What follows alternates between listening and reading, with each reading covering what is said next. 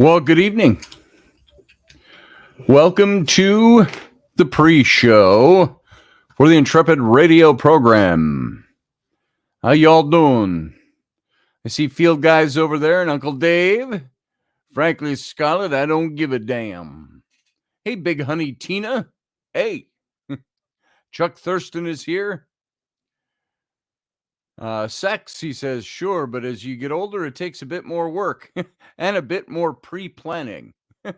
Let's see. Let me put that down for next Tuesday at 7 p.m. All right. Then I know how to prepare. Ain't that the truth? It's still important, but maybe not your primary concern. Talking, communications needs to take the lead. What was simple becomes complex. And to be fair, it's not just the male side of this story, says Chuck. The female side of sex changes a lot too, and the two directions might not meet in the middle much.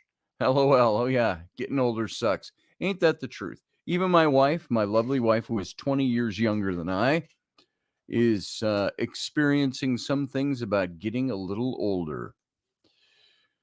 So get your galoshes. It's going to get deep. Hey, Sarah. Oh, dear. What have I stumbled into? You stumbled into the same old. And we got about a minute and a half. We go live on Subspace Odyssey Radio. So, should be a fun hour. Not going to be able to do much of a captain's cabin tonight because I have to go work at the all-night shift, the graveyard shift at the local Quick Trip gas station food mart. And I was on my own last night with just a couple of kitchen workers and again tonight. So it'll be interesting. I'm starting to become zombified already from only doing a week of all-nighters. So it's really tough around here to do a night shift. It's tough. Night shift, third shift, graveyard shift, whatever you want to call it. It's really tough to do when you've got a family. All right, we got about 30 seconds and we go live on the radio. I didn't even check to see. Can everybody hear me okay? Check. Red Dog 1 to Red Dog Squadron. Okay, I did overnights for 4 years. I'm not going to make this. This is not going to go much longer. I'm going to tell you that, field guy. I'm going to put a kibosh to the night shift, I think, after tonight. So here we go. Going dark. Stay tuned.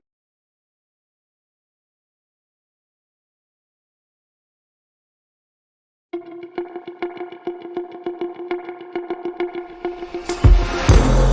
Intrepid radio program with Scotty Roberts. Intelligent talk.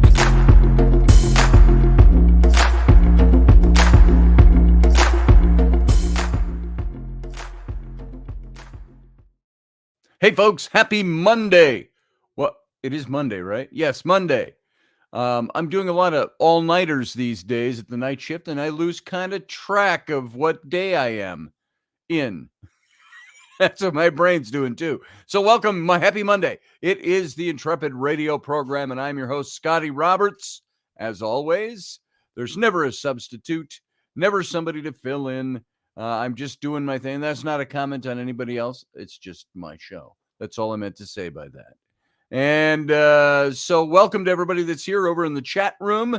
I see Steph Cuervo Queen and Sarah Yusuf and Chuck Thurston and Field Guy and Uncle Dave Potter and Kat and Rebel. Good to see you, Rebel. And Randall Flagg. Who else is here? Field Guy is here. Did I say Field Guy already? He's here somewhere. And as people start to come in, and folks, if you're listening to this program over on Subspace Odyssey Radio, there is not a live chat room over there.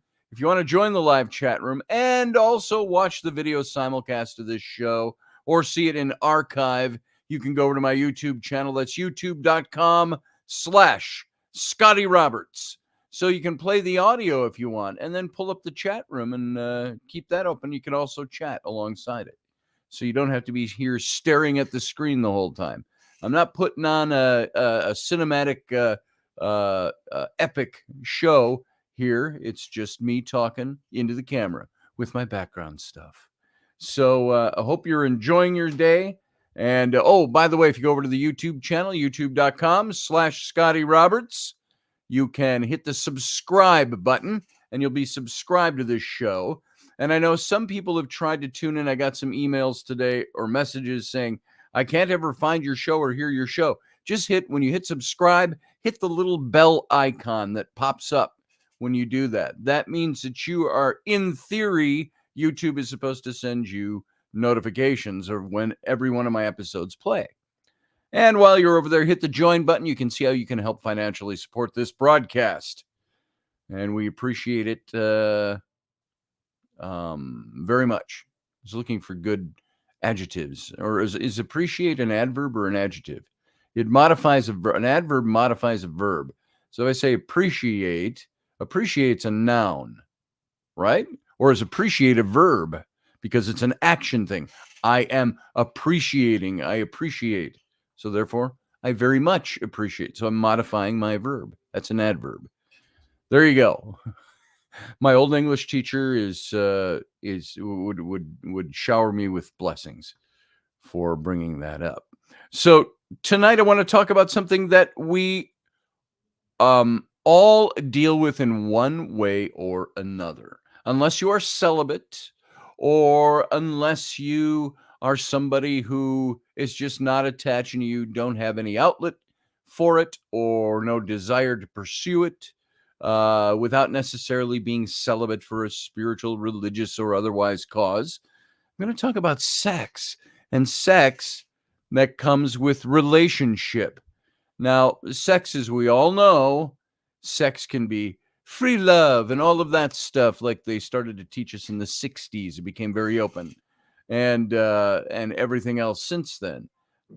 Sex is sex. The male and the female can have sex, and every other brand of imagined species in between, or gender, or whatever you might be. And there, I've just belied my political stance, if you want to call it that, on genders. You all know I believe in man and woman. And what did Mr. Rogers say?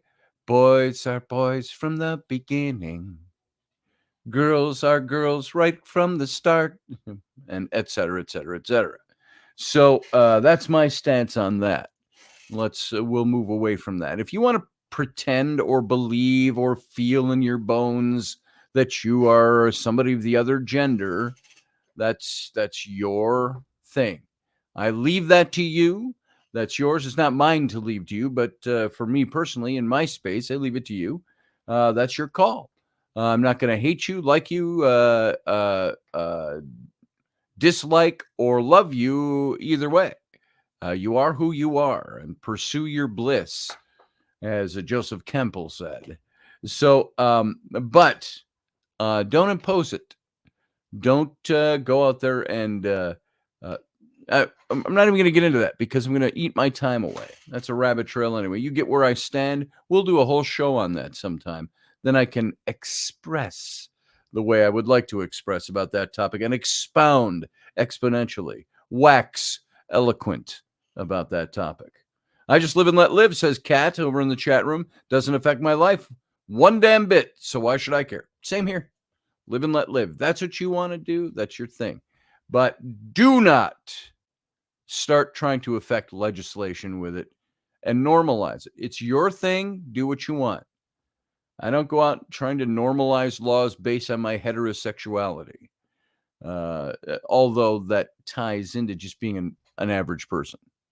So let's move on with that. Do whatever blows up your kilt, says Kat. There, I just paraphrased her. Some people are just asexual. Are you saying asexual, Dave? Or I'm asexual. So Steph says, Dave, I think I would consider myself I-sexual, like iRobot, says Steph. So there you go. But tonight, I want to talk about sexuality in the sense that we all crave it. Well, maybe some of you don't. If you don't, you're the odd duck, but you can still listen. We all crave sex. We all have sexual desires.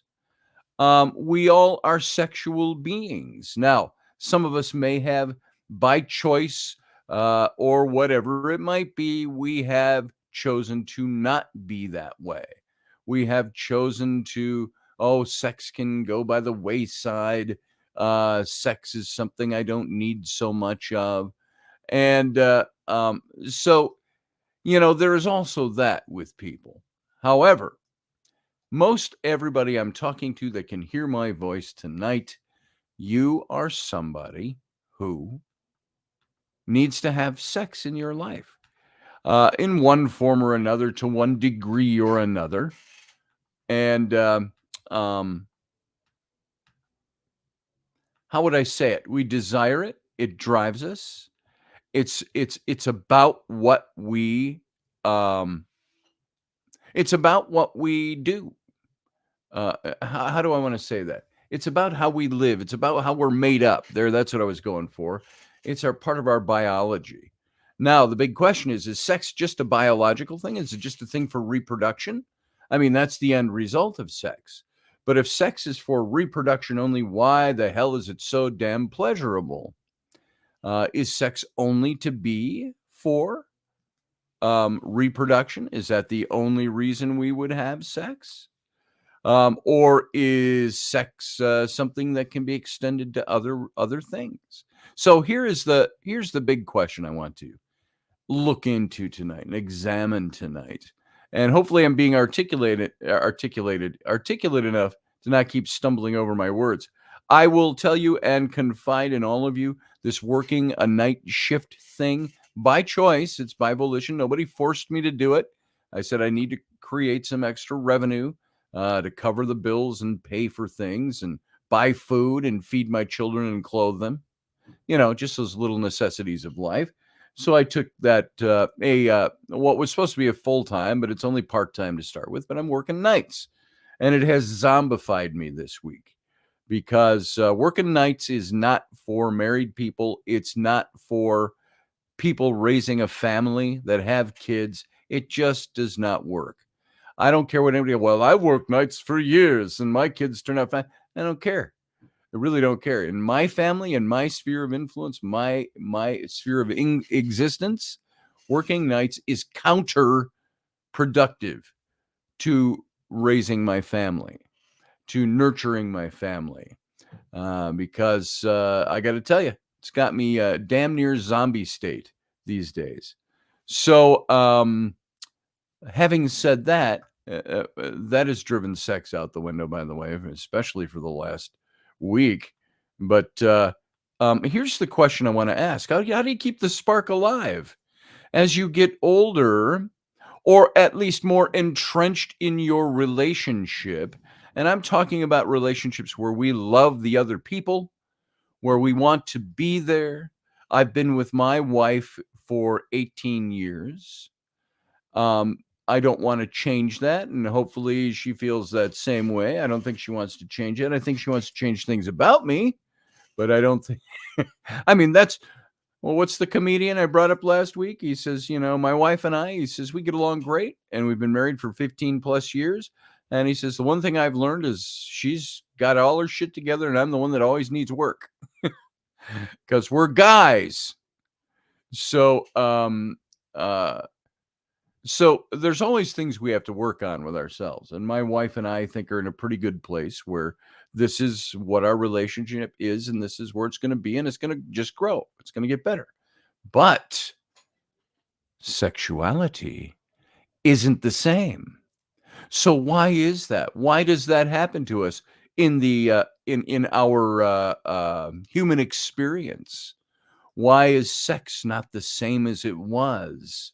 How do you keep that spark alive? Meaning, um, the unbridled walking into the door and just stripping each other's clothes off and going at it. Now, it's not that doesn't happen, but, and I'm not giving you true confessions or personal biography here, but you will find it the longer you've been with somebody, sometimes it just doesn't happen quite as much anymore.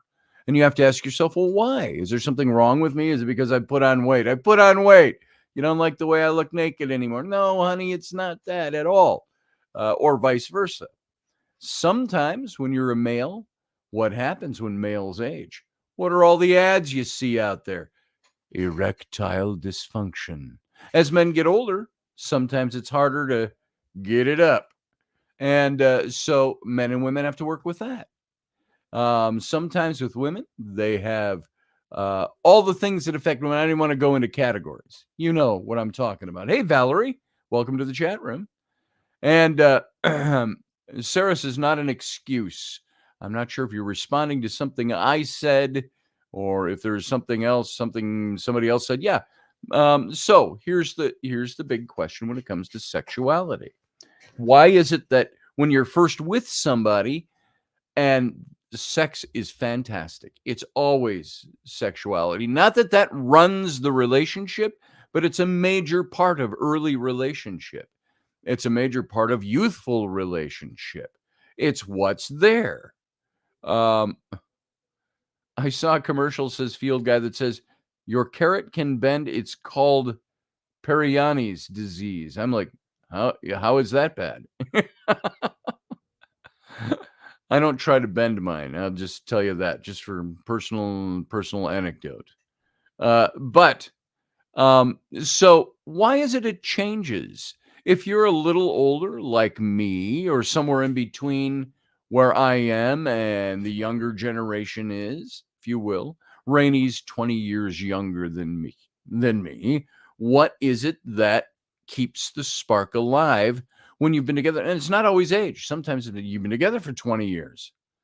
But you'll notice if you look back, you go, sex is okay and it's good, but man, it's like 1/8 of the time it used to be, or 1/10 of the time it used to be. Or, hey, it's been once in 2 years. Why is that? But we love each other and those questions come up. So are you missing your early relationship sex? And how do you keep that spark alive? You just have to be willing to tend to it. I'm saying this to men and to women. Women are usually like when women have kids, women can still have a sex drive, but sometimes the libido is gone after you've had your kids and they're starting to grow into grade school kids and so on. And the husband's the one that always seems to be begging. It's like this, and this is not. I'm not speaking this to women. This is to men and women. This whole topic tonight, but for men looking at their wives or women, there's a list of things that you hear when a man almost has to beg for it sometimes. But he says, "Hey, honey, let's get it on. Let's get it bow, chicka, bow, bow." But there's a list. Oh, I don't feel good today. Oh, I'm so tired from work today. Oh, I have a headache. That's the old favorite, of course. Or oh, I can't do it tonight. Stop bugging me all the time. How come that's all you ever think of? How you can make this list. There's a list like this long of 20 to 30 different things. Let's just go with 30 because there's one for every day of the week, every day of the month. Guys, we have a list too. That's you know what ours is? Here's the guys list. Okay. That's it. We got one item. Okay. Just happy to be there. And or as you get older, sometimes okay, give me a few minutes. Or give me a couple of days. Let me put it in the planner. So things are different as you get older or you get stayed in a relationship, which is funny because I think part of that is the relationship starts to focus on different things. When you're younger, is that the biology? It's like, ooh, woman must have childbearing. Though I don't think most guys look at a woman and go, oh, wow, she has great childbearing hips. That's not what we do, but that is a tendril probably of what's way in the back of our minds from evolutionary biology, if you want to put it that way.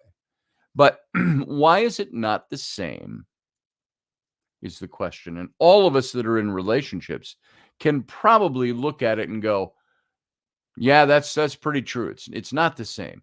Other things, like Chuck Thurston said a little earlier, other things start to take greater importance. Not greater. Not that one is better than the other, but life is different. We have kids now.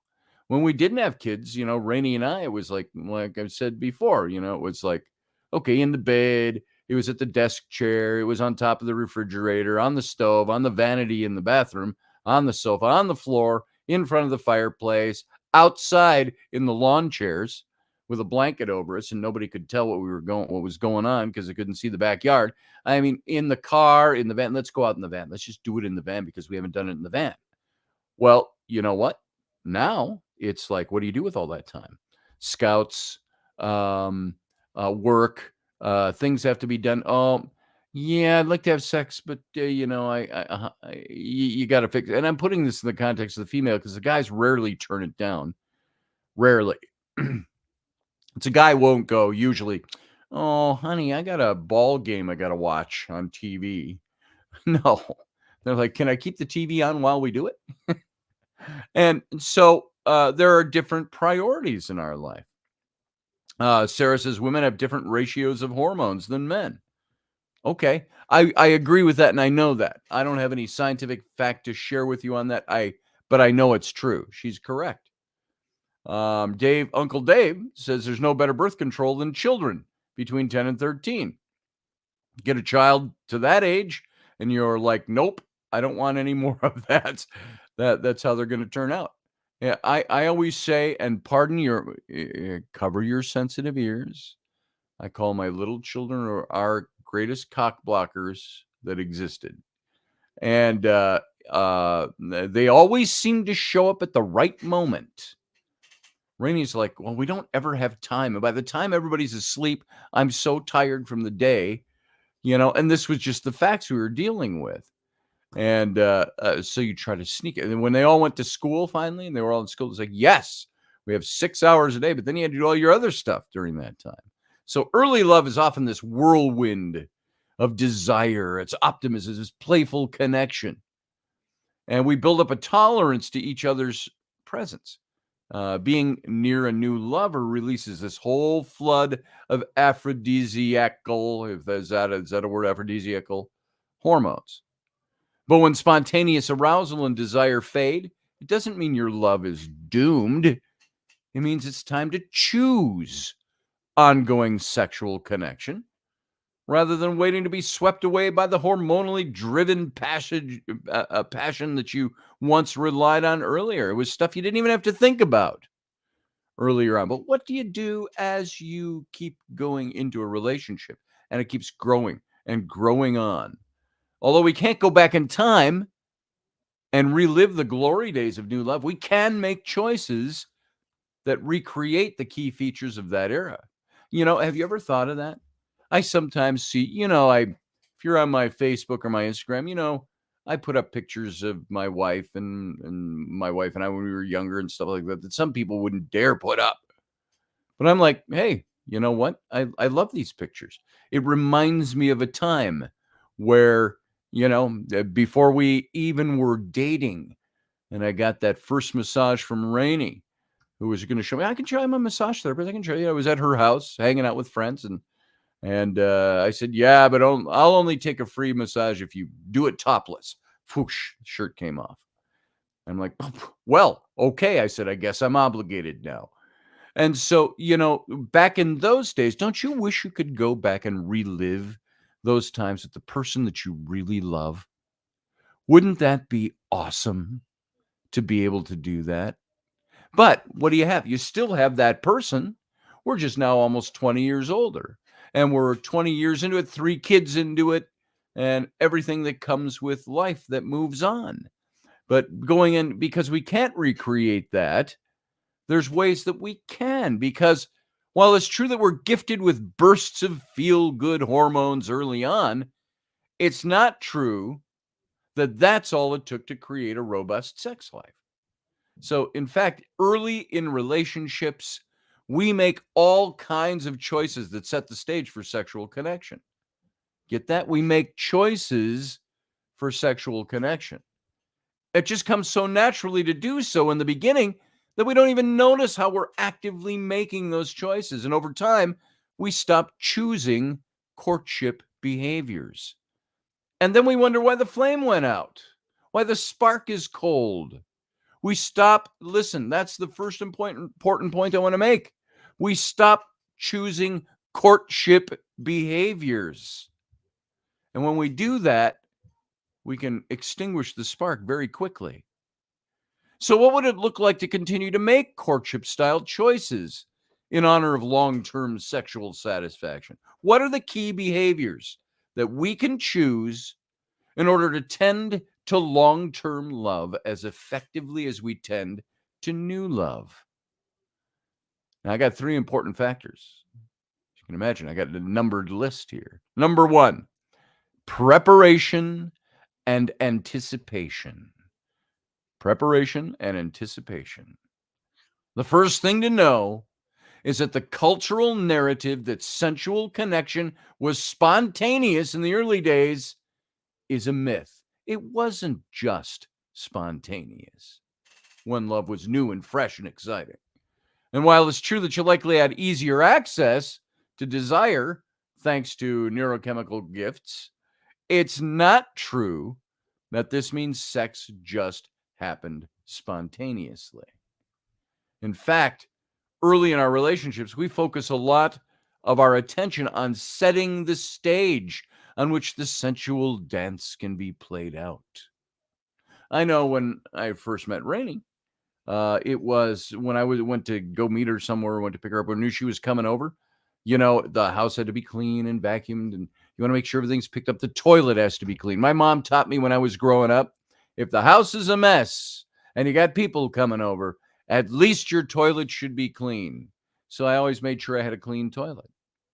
Still do. It's still a thing in my life, clean toilet. But you put on a little incense, you burn a little incense, and you put on music, nice music. And I would put on, like Celtic music, real soft, and you just play it. It's over the stereo throughout the house, and you just play it. And you walk in, she walks in, and the house is clean. Oh, the lights are low. Oh, look, I even have a candle burning over there. Oh, that's the candle that I always burn.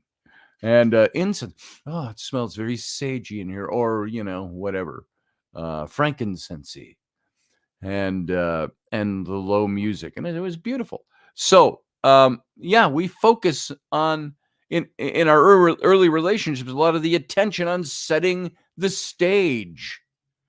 We plan a date for several days away. Usually, it's not like, hey, can you go out in 2 hours? It's usually, hey, you want to go out Thursday night? Yeah, let's do it. And we spend those days thinking about what we're going to wear, where we might go, what kind of mood we want to set. And we daydream about what might happen in our new love's arms. And now, of course, when you get to go out at all, if you get to go out, formal dates have become a thing of the past. It's like, hey, honey, let's go on a date. Yeah, what night? Let's go tonight. Oh, I can't tonight. I got a parent meeting. Okay, how about tomorrow night? Oh, that's a scout meeting. Okay, how about the next night? Oh, wait, I work that night. How about the following night? How about we go out Saturday for lunch? Oh, we can't, because I got that little scout trip with the thing and the kids. And okay, oh, we're going up to my mom's to go fishing. Oh, okay, or we're doing whatever. You know how that goes when you get a little older and entrenched in relationship and family building. There are priorities that take over, and all of a sudden you can't do the same things anymore. So going on a date is different. Now going on a date can look like, hey, the kids are all gone. Rowan's over tonight's for overnight. Flynn's at an overnight with his buddies, and Ellery went to Grandma's to hang out with Grandma overnight. We got tonight. Let's go on a date. And it's not usually get all gussied up and all the makeup's perfect and the other nines and you're dressed to the nines. It's like, we got time right now. And we just head out and you go out and you could be in sweats. You could be in a t-shirt. I'm sorry, folks. I'm going to make a social commentary here.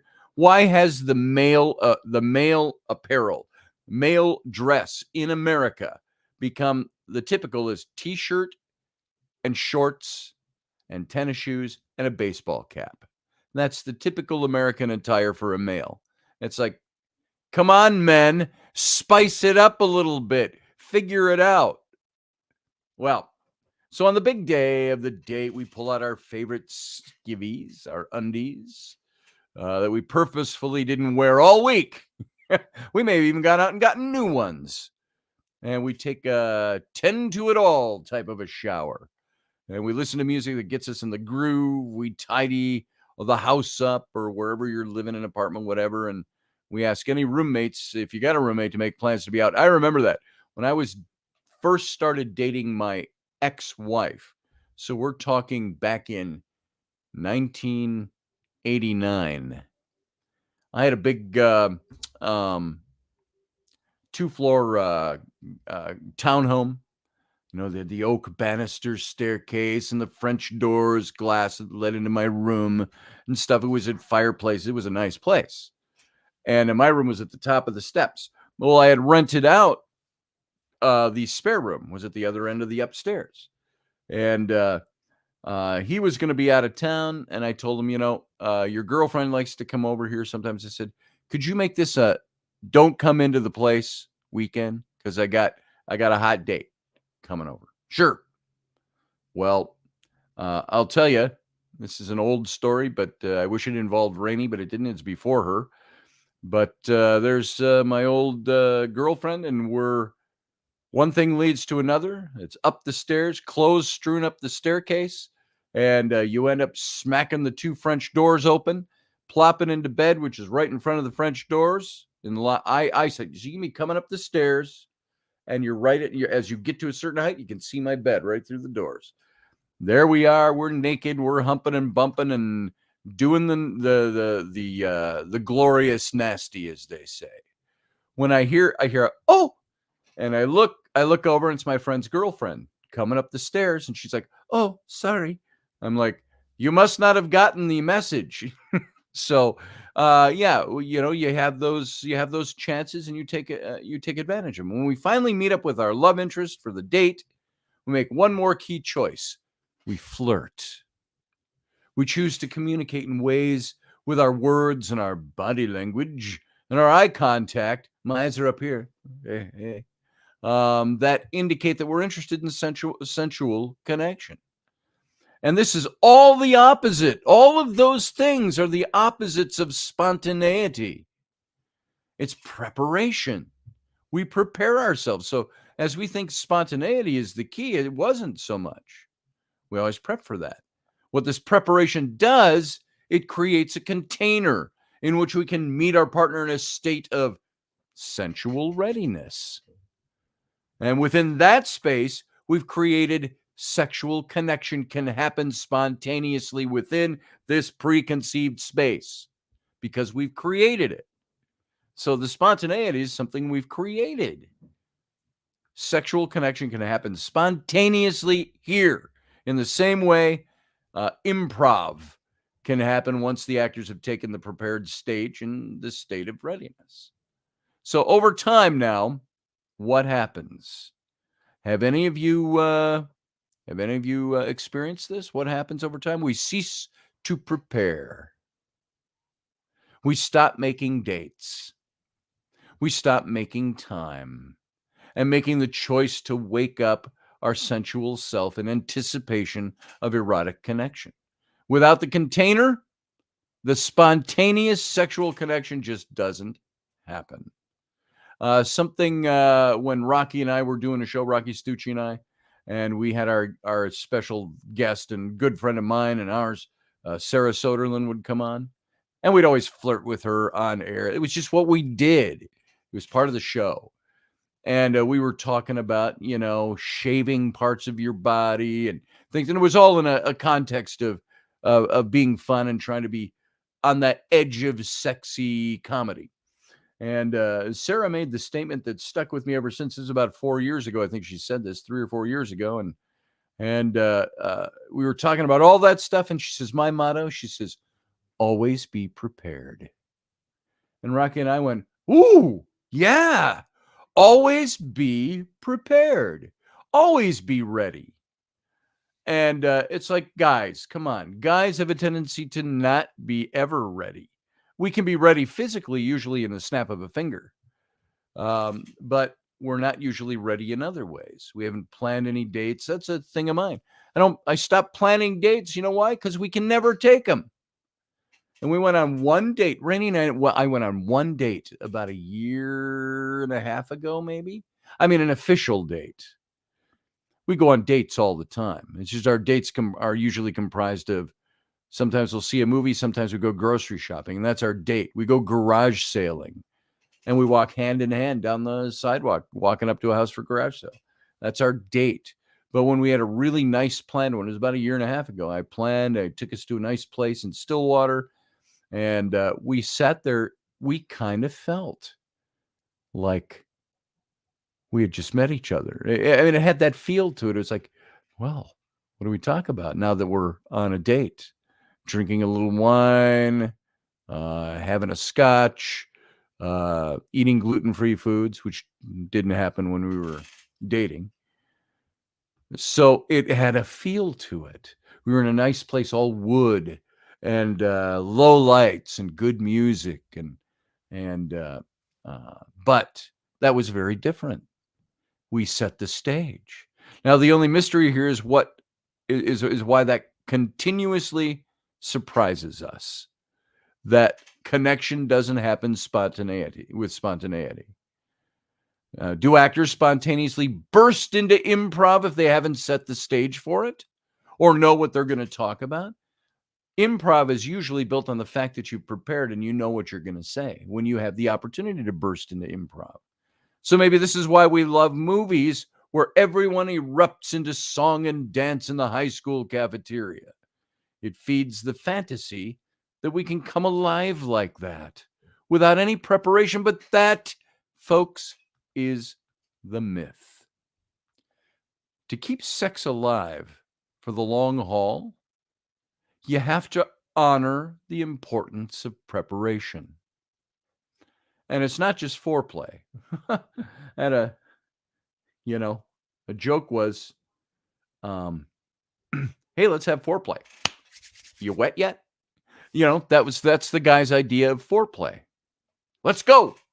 Because a guy can usually be like, hey, yeah, let's go. Now, go. You're on it, baby. Hop on. Where a woman needs a little bit more than that. Sometimes a guy needs more than that, but not much. So to keep sex alive for the long haul, you have to honor the importance of preparation.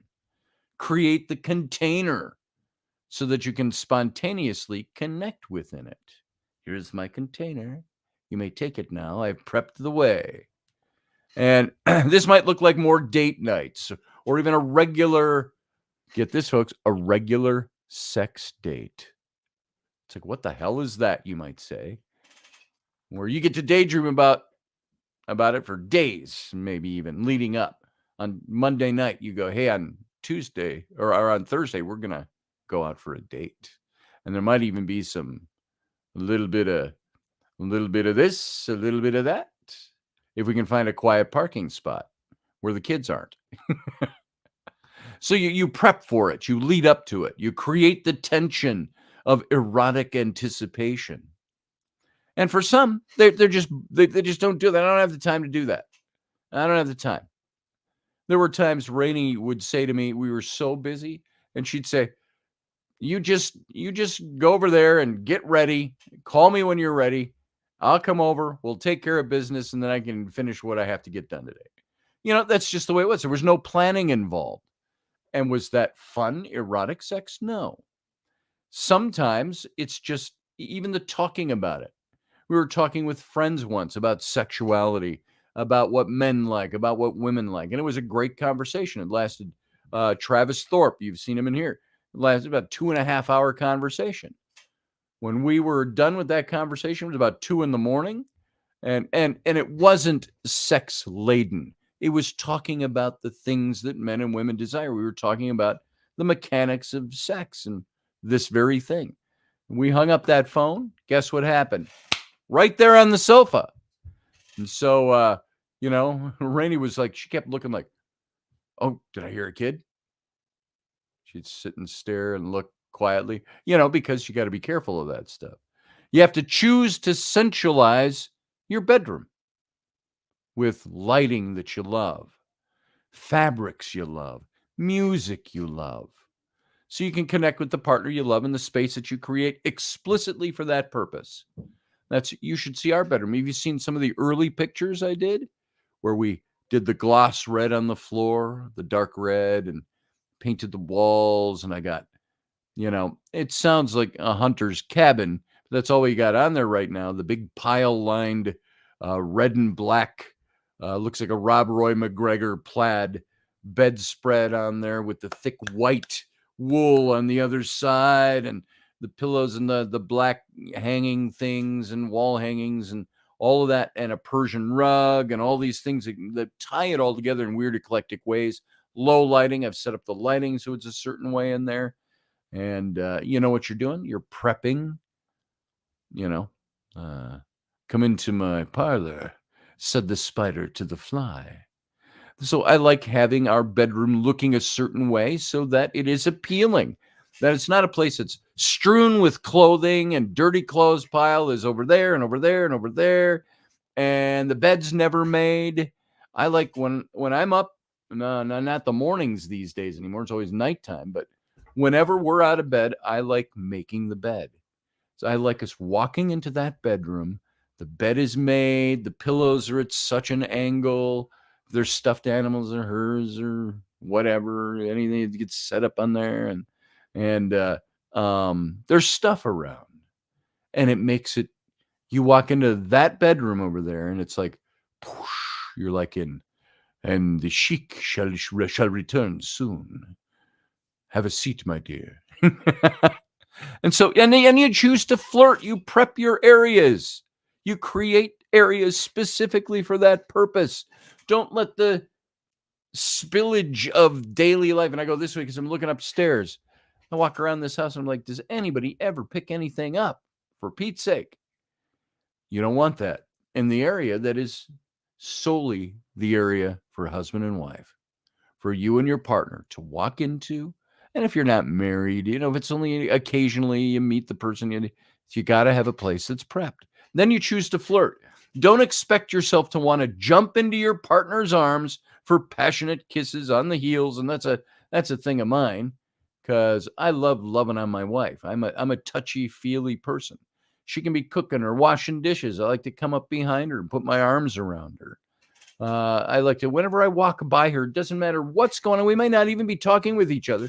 I like to walk by. I'll always run a finger along her shoulder or touch her shoulder or pat her butt or whatever.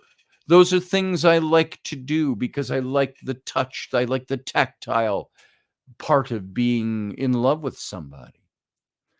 She's not as tactile as I am, meaning she doesn't just walk by me and now she'll sit here on the radio and grab me sometimes, but that's for effect sometimes. But hey, there it is. But I always expect that she's going to act the same way as me. And sometimes I'll hug her while she's cooking and she'll go, hey, careful. I'm cooking, trying to get this done. And maybe that's don't get me all hot and bothered right now. So, your partner isn't always going to want to have those passionate kisses and everything on the heels of a conversation about the finances or what to cook for dinner for the kids or work deadlines or the toddlers and the teenagers who are holding you hostage and all their friends always over. Hi, Mrs. Roberts. Mrs. Roberts is going to be that mom, that MILF that all the teenage boys like. So signal to your partner and to your own sensual self that you're inviting connection, just like you did automatically in the beginning. Use your words, your body language, and your eye contact to create a charged dynamic. All right, those are the things you have to do. You have to prep the stage because it's not all spontaneousness. I'm missing a lot of what you guys are all saying over there, but let's see. Well, let me say one thing, says Barbie D. When you're told time after time, I'm not worth his time, I prepare for nobody and nothing anymore, Scotty. Sorry. Yeah, that's it. When you're told that you're not worth their time and their effort, what's that going to do to the other partner? Exactly, Barbie D. So guys, take that to heart because women aren't usually that way. Women can be driven that way by guys that don't pay attention to them, Don't give them their time. Don't give them what it needs to do none of this prep work. So we're only on point 2. Seek novelty. Another key element of the fiery beginnings is the novelty of it all. Novelty wakes up our senses. It boosts dopamine. It calls us to mindful attention, all of which make it a very powerful aphrodisiac. Novelty is easy in the beginning because everything's new. In the beginning, everything about the other person is new. But over time, we've chosen to break out of ruts and find new ways to spend time together. And these changes can be contextual and can be accessible. Any change creates novelty. So find a new restaurant, take a dance class together. I told Rainey, I said, I want to learn. We were watching with the kids the Cinderella, the new one that came out a few years ago now, 5-6 years ago, maybe even more than that, with the new actors. And it was a live action version of Cinderella. And it was really beautifully done. And there was, if you don't get if you've never had a chance, go watch the ballroom scene from Cinderella from whatever year it was. It came out just a few years ago with the blonde actress playing Cinderella, and you've seen the guy before playing Prince Charming. And so go look that up and watch the ballroom dance. She's in a blue dress. And I said to Rainey, I said, and we still haven't done it. We haven't had the time to do it. I said, I want to take a ballroom class together, or not ballroom dancing. I want to take a class and learn how to do a dance like that together, you and I. And so I remember I wanted to prep that for my daughter's wedding, which was 4 years ago. So it was at least 6 years ago that I saw this, and we never did get it done. It was something we never got a chance to do. So these changes can be contextual. It's accessible. It's novel because it's new. Find a new restaurant, take a dance class, spend the weekend someplace new. Spending the weekend used to be harder for us. Now it's getting a little easier now that the kids are getting a little older. I still don't want to leave my kids. I wouldn't leave my little ones alone for the weekend. Flynn, he's 14. He's going to be 14 in a month or 2 months. And so he's like, yeah, I can stay. He's fine. Even Rowan to a certain extent. But leaving them in charge of the 8-year-old, we had to have an adult present. That's where Uncle Dave comes in. Hey, Uncle Dave, come and spend the weekend at our house. You get to cook and clean for my kids and watch them and all of that. But what did Kat say? Yeah, himself, with a capital H, himself has prosthetics to both knees. We're going to have to skip the dancing. Sounds like fun, though. So skip the dancing. Skydive. Take an air balloon ride, something, whatever. I've always found, too, it's hard to be novel without having money to be novel. So you got to be real imaginative if you don't have money to spend. Things to do. So spend the weekend someplace new, meet for lunch instead of dinner, or better yet, meet at home for a clandestine midday no-holds-barred adventure. Arr! That's where we're going to dress as pirates. And our bed is the ship, and I'm going to make you walk the plank, or at least climb the mizzen mast. Arr! So in the beginning of a relationship, even the sex play is novel, as you have to learn what your partner likes and what you like with your new partner. And at some point, sexual routines tend to take over. And we find what's reliable, efficient, safety in each other's comfort zones, and we settle in. Hey, the laundry's piled up all around us, missionary style, bing, bang, boom, we're done. You're on top style, bing, bang, boom. And we got it done. It's accomplished. Yay, we had sex. Woohoo! And then it goes into, Mom, you hear from somebody wakes up. Mom, Dad, what are you guys doing? Get out of our room for a minute, okay? So, sex isn't that complicated, says Field Guy, who never has it. in the 43-year-old virgin's mind, just teasing you, Field Guy, over there in the chat room, he says sex isn't complicated. That's really not. Raw sex isn't complicated. The planning stage, the prepping, the setting the stage for spontaneity is what takes a little bit of work. Pack a picnic by the lake, says Valerie. That's great. And yes, that is a good thing to do. You can do that 2 weeks out of the year up here. So without freezing to death. But familiarity does breed comfort, but it doesn't breed long-term heat. I can tell you that. You got to find ways to step out of the familiar and comfortable together.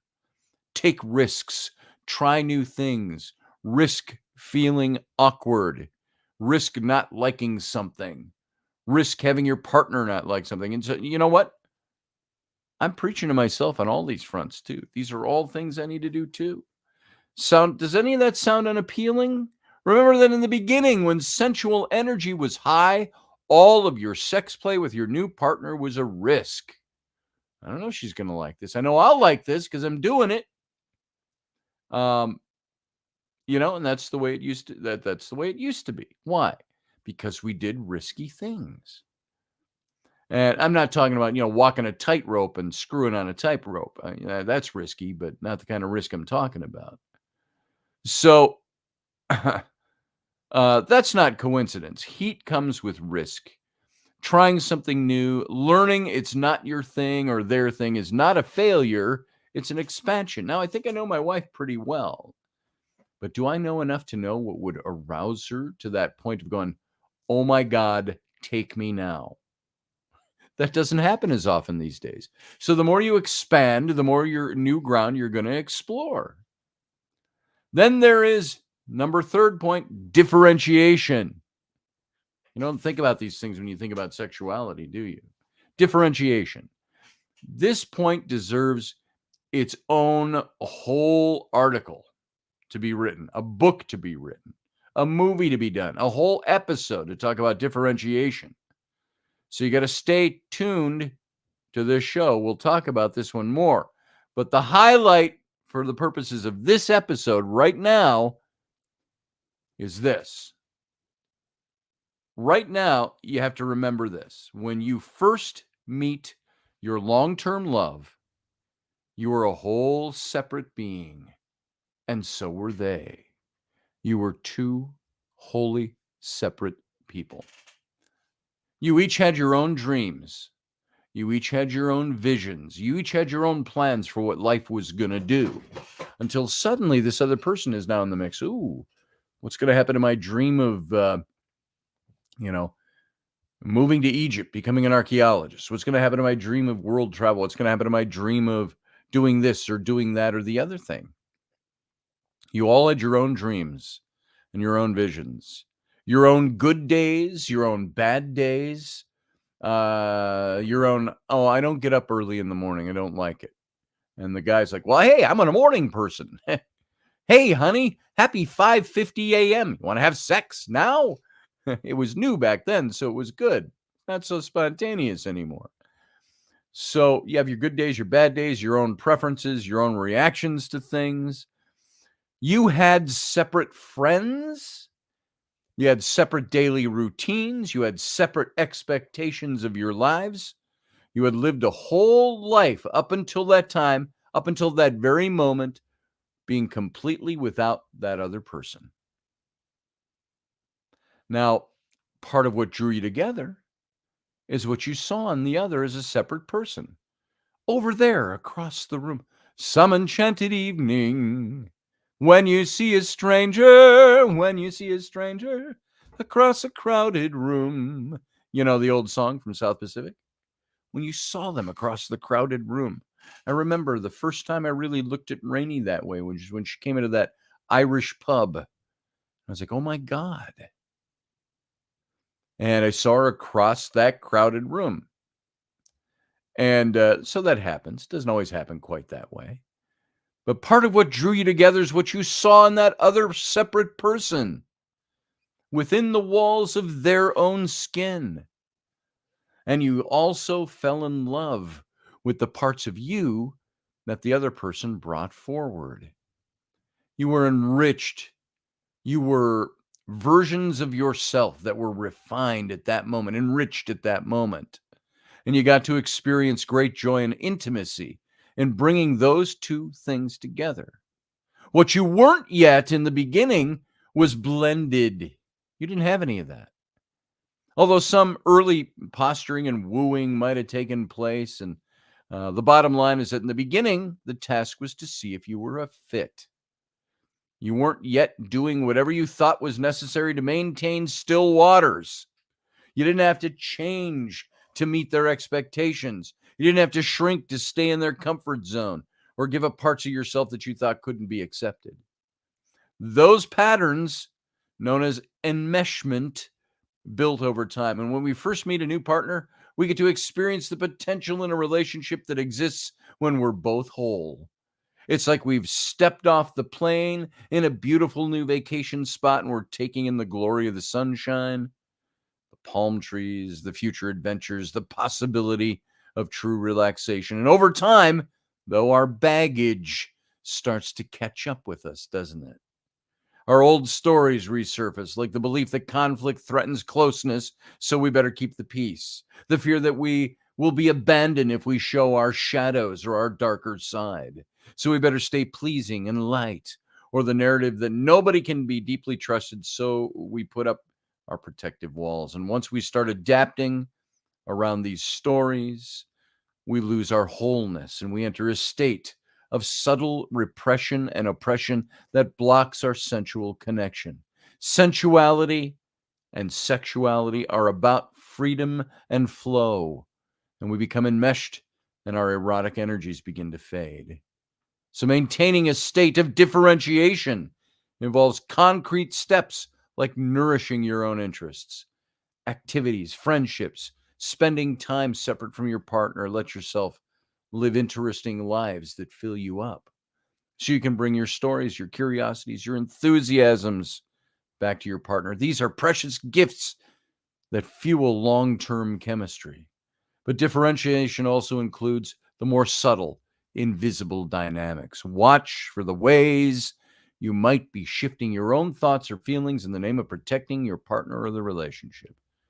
Notice energetic masking, withdrawal, shrinking that you do. Be on the lookout for feelings of resentment or contempt, the two worst things in a relationship. These are all red flags that indicate you're enmeshing with your partner. Your edges have blurred and you're blocking your own flow in the name of protecting the relationship.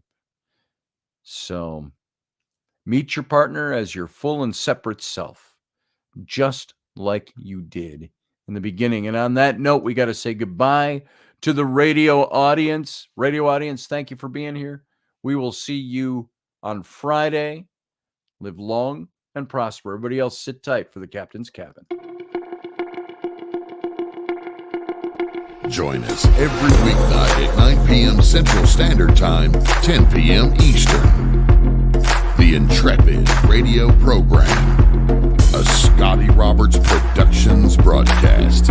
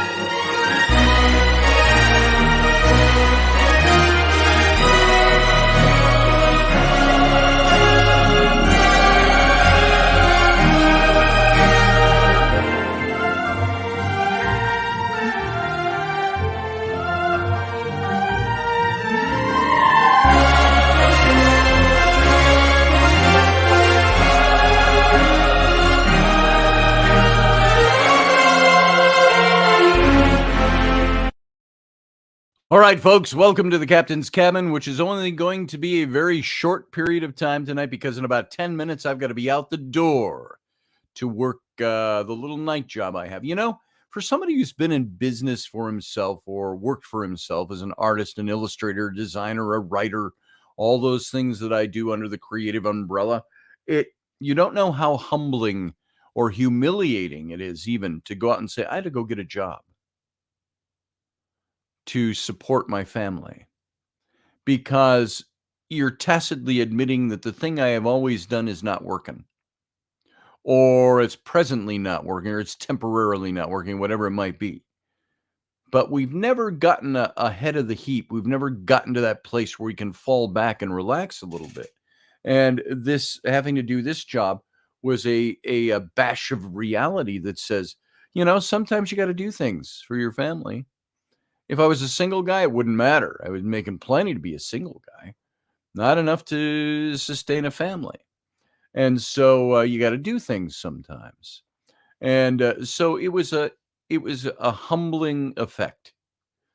Um, that all the things I engage in on a creative basis, including this radio show, all the books I write, all that stuff, none of that was enough to make ends meet. And even though I'd been doing it for 40 years, count that. That's 40 years I've been doing this. Since 1983 was when I took my first job in this field, and as an artist. So even though I did it when I was in high school, which would be 46, 47 years ago, but there you go. So that's what it is. So, Uncle Dave's signing off. See you, Uncle Dave. And so he put in his normal, see you guys, I'm out of here, saying. So, see you, Uncle Dave. We'll talk soon. And so I'm doing this not because I want to, because I have to. Do I bring a good attitude? Yes. I'm always cheerful. I'm always up. I always try to be there and make somebody's day. I'm trying to be, it's not that hard. It's harder at night because there's not many people there at night. So yeah, when I win the lottery, you get $1 million. Why, thank you. I was just going to say the same thing to you, field guy. Hey, Sterling. Heck yeah, it's important. Yeah, absolutely. Sterling, if you just got here, maybe you missed, you're hailing all the way back to the beginning. Listen to the whole thing. You'll enjoy it. But we are live now too. So just for a few more minutes and I got to get out of here. So there will be a show on Friday. I am supposed to work nights again on Friday. I'm going to let you all in on a little secret. Tonight, I'm going to let them know I'm not doing nights anymore. Night shift is killing me. I'm not as young as I used to be. I'm not as healthy as I used to be, meaning I've got stuff that have been health setbacks in my life, and it's changed the way I work, changed the way my body works, the way my brain works. And you know what? I can't do the all-nighters anymore with a family. I'd have to take my family along with me on the night version of life. All of life happens while I'm supposedly supposed to be sleeping, so I can be prepared to go shift groceries around at a gasoline station and, stock shelves. That's not more important than my family. So even though it brings in the money, take care of things, and it's not a lot of money. 8 to 5 is a good shift, I'll tell them. Yeah. If not, I've got to really work harder on building up aspects of my business. So that's the trade-off. So it's a little humbling, a little humiliating when I had to announce to you guys. I wasn't going to even say anything about it. That's how embarrassing it was to have to admit that I have to do this. Because, and like I was saying, after 40 years of doing what I do, the last year has felt like the first year of the 40, trying to build it from nothing. And so it's been a rough couple of quarters. So all that to say, that's why I'm doing this. That's why it's cutting into our radio time a little bit. But Friday I will be here. I'm supposed to be on. Now I just did Friday, Saturday, Sunday, now Monday night for the all-nighter, 10 p.m. to 6 a.m. Now you say, but Scotty, it's already past 10 p.m. That's because I told them, I said, I do radio. I said, so Monday, Wednesday, Friday, especially, I said, I won't be in till 10:30. Well, we got to have you there at 10. I said, I won't be here till 10:30. Part of it is I've got a little bit of an attitude. Maybe this will bite me in the ass someday when I get older. But I'm like, look, I've got important things in life that are more important than earning $18.50 an hour for a half an hour that I'm going to be late. If you need me there, you got to work the schedule, because if you want me there, you're going to have to work that schedule. So it works. If that doesn't matter, I'll go do something else. So that's always been my thing about it. I blame Biden too, field guy, sincerely. So all women coworkers here too, says Randall Flagg. I missed something you must have said earlier about that, where you're working, I suppose. So all that to say, I got about 4 minutes and I got to get out of here just so I can be there on my 10:30 time, because I got to walk out the door and get there. I'm all dressed here. See, I am all dressed in my convenience store clothing, and they have their own black sweaters with the logos on it. I wasn't going to spend $60 on a sweater because you're only allowed $46 to get your uniform. So I got this shirt. I couldn't even afford to get 2 shirts like this with that 46. So I had to spend some of my own money. So I had 2 different shirts. So Quick Trip, yes, Michelle Cannon-Free.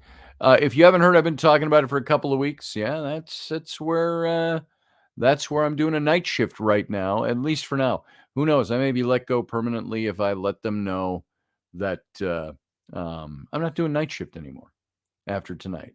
It is unconducive to life in my family. And so there you go. So I got to get out of here. That's all. I just wanted to have a little captain's cabin that was off the topic of the show, so we could talk about it off the radio with just all of us, our close, intimate friends, right here in the chat room. So my dad in his 40s had to work at a convenience store to support the family at the time. At the time, same scenario. Yeah, don't like it. Don't like it at all. I have a good attitude about it, and I'm happy when I get there, and I'm there, that all important being there. And I try to be cheerful and upbeat all the time. And so there it is. So, folks, that's it. I got to go. Thank you for being here tonight. Thank you for watching the show. Tomorrow, see, I got my days all mixed up. I was saying Friday. We'll be back on Wednesday. I won't have to go to work afterwards on Wednesday. I'm not scheduled, even if I stuck to the schedule. I will be back tomorrow night with Wendy for Robertson at 4 p.m. Central, 5 p.m. Eastern, 10 p.m. London time. So watch for that show. There'll be announcements out for that. I'll be a little tired, I'm sure, but I won't have hanging over me the fact that I got to go to work after I'm done with the radio show. So I'm technically off now after tonight until Friday, unless they put a kibosh, because I'm not going to do the night shift anymore. So I'm just going to tell them it's destructive to my family and I can't do it. And my health. I'm turning into a zombie. So there you go. Everybody get out of here. We'll see you tomorrow for Robertson. We'll see you back again on Wednesday for Intrepid Radio. I love you all. I appreciate you all.